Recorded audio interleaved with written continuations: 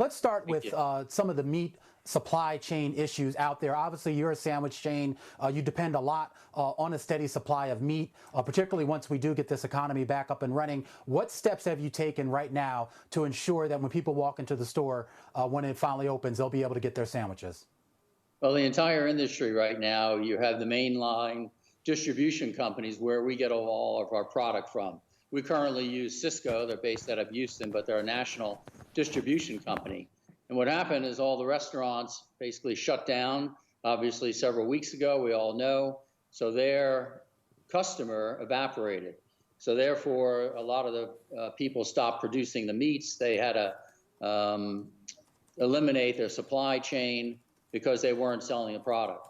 So we have direct, obviously conversing with the manufacturers ourselves, but we see it as, the roast of the beef is going to be short. The ham product and turkey is okay for us, but we're going to see that in the next couple of months. It's really going to be tough, but we're hoping that restaurants come back online, the supply comes back, and the demand for the manufacturers, they'll start producing more product. They cannot produce a lot of product now because then there's nobody there to use it or to buy it. So that was the big dilemma, obviously. Right. So, Peter, when you look at the possibility of a meat shortage, compare what we're likely to see, say, in the New York tri-state area versus other parts of the country, because so much of what we're dealing with now cannot be just said with a blanket statement that it's happening nationally. There's so many localized incidents wherever you look. Right. Okay. So, yeah, the more customer demand in certain urban areas outside of New York or LA, Texas, the city areas, sure, the demand will be higher than, again, rural areas in the Midwest, or say, but it'll impact the entire nation, not just the busy areas. So far, we're okay as a company. We have about 2,000 stores in 47 states throughout the country. And again, we're tied in directly with our manufacturers, and we're already upped our supply a bit, so we're going to be okay. But the supermarkets are different. They get supplies. Not every manufacturer deals with the grocery chains. So, but they'll be affected as well, we feel. But it shouldn't last long. Peter, let's talk about Okay. So, Peter, let's talk a little bit about some of the financial help that businesses out there are seeking. Obviously, Jersey Mike's is kind of an umbrella company. It's worth a lot of money, but it is a franchise system where you have individual owners running their own store or set of stores. With regards to the ability of those franchisees to either use PPP or some other small business lending program, what ability have those franchises had in getting access to some type of federal funds to assist through this period?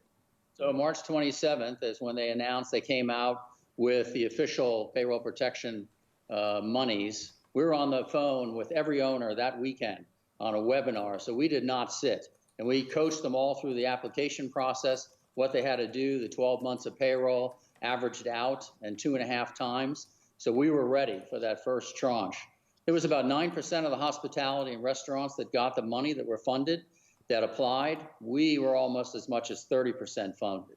Now, we are a true small business. Every store is about 1,200 square foot, has about 12 to 15 part-time, full-time workers. So we were fortunate because we were ready and ahead of the game and coached everybody through it. But now with the second 310 million coming, we are ready to go again. And we feel maybe the best we'll do is 50% funded. So it's been tough. A lot of people are not going to be funded. A lot of people are not funded all around the country, different small shops, and they don't understand why. No one really can tell the answer,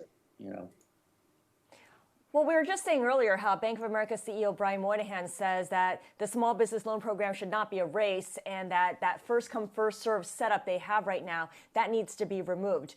Do you agree with that? And if they remove it, what should they replace it with? I was talking with some friends in Australia, some business associates down there, and they set it up where if you're 20% down or 30% down, there was different criteria and levels.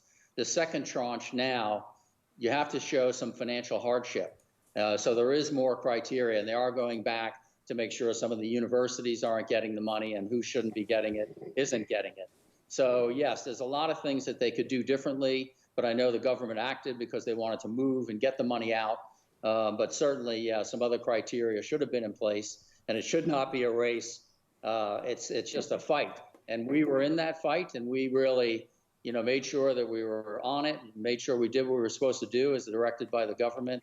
So yeah, Right. it's a strange situation how it's being run.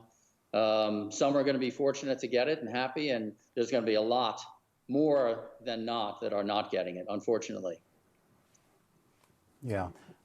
So, Peter, I think time for one more question here. I mean, we're seeing a lot of people, in addition to businesses suffering, in addition to businesses trying to seek help, there are a lot of individuals out there who are having trouble being able to afford food or get their hands on food. I read that Jersey Mike's was involved in a particular program that was helping some of the food banks out there.